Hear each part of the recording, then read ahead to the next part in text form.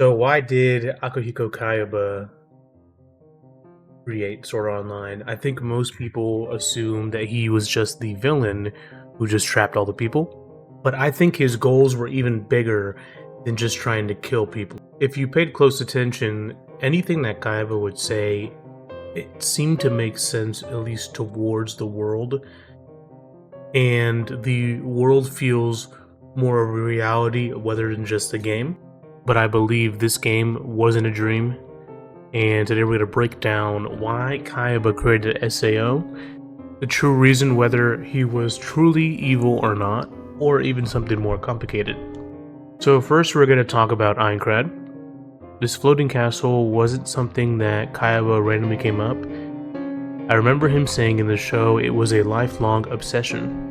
He talks about multiple times throughout the series about this floating castle, which we now know as Aincrad, and it's been in his imagination ever since he was young, and eventually throughout the years it turned out to be Sword Art Online. Now, if we pay attention and we kind of look at this more clearly, I think it was more intentional that he didn't want to become rich off of this game, and more the fact that he wanted to make Aincrad itself.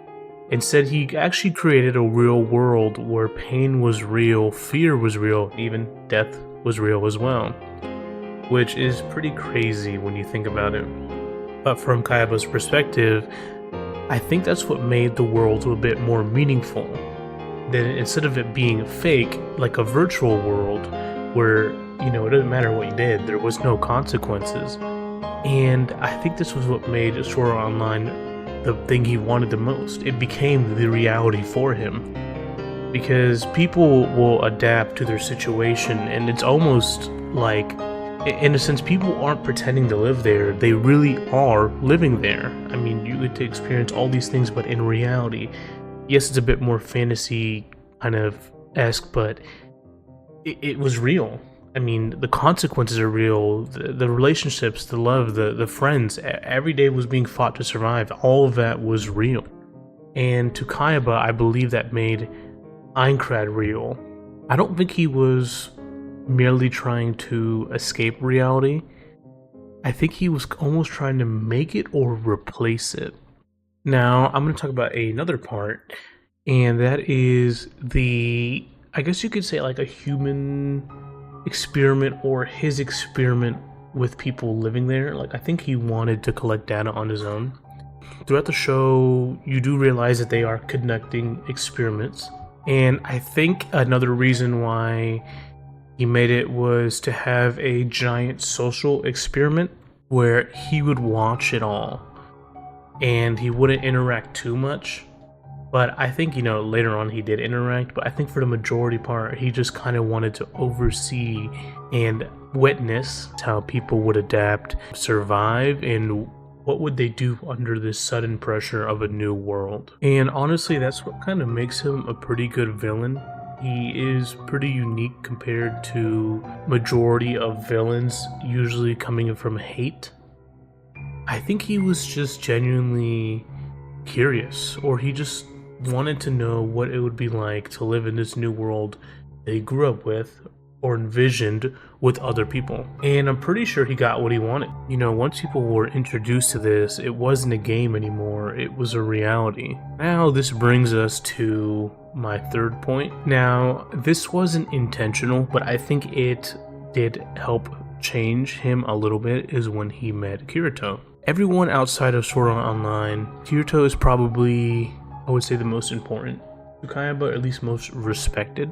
And I think Kirito was pretty much just, I guess he changed him by Kayaba feeling admired by his freedom. Like, throughout the series, like, all the constant fights and dedications and just him keeping moving forward. During the majority of the people playing the games, most of them were trying to survive, but there was one player who was trying to get out. And during the final fight between them two, I don't really see that villain fight. It doesn't feel like it's between a guy with hatred and another guy who hates him as well. We have two individual thoughts.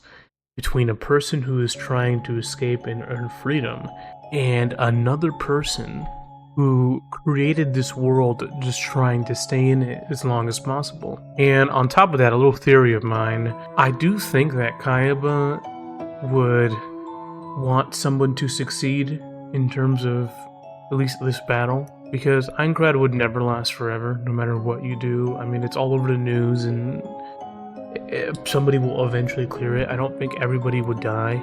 It is an MMORPG, people could just level up and become broken. But deep down, I think he wanted someone to prove that human spirit would win over all of this panic and chaos. And towards the end, that's exactly how the first arc ended.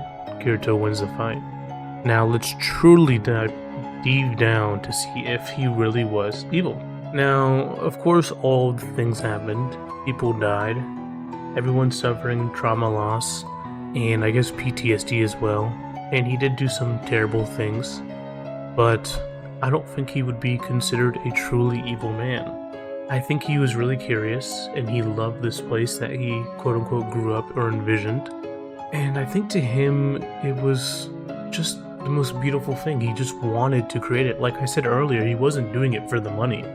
And on top of that, achieved his dream. I mean, he was really willing to sacrifice everything, his life, everybody's life, just so he can achieve Aincrad, which is pretty cool, but also kind of terrifying, because that is pretty scary to be trapped in that.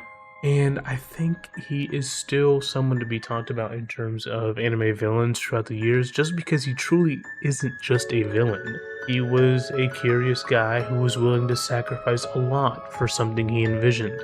So this is the end of the video, and I do believe the reason why he created it wasn't just to kill people or keep them trapped, but to create the world that he envisioned to become real. A place where even if you are in virtual reality, you're still holding consequences compared to real life. Whether you see him as a monster or a genius, there's no denying that he completely changed that entire world forever. Do you think that he was evil? Or do you think there was another deeper meaning behind everything he's done? Let me know down in the comments. If you enjoyed this video, don't forget to subscribe, like, and I will see you guys in the next one.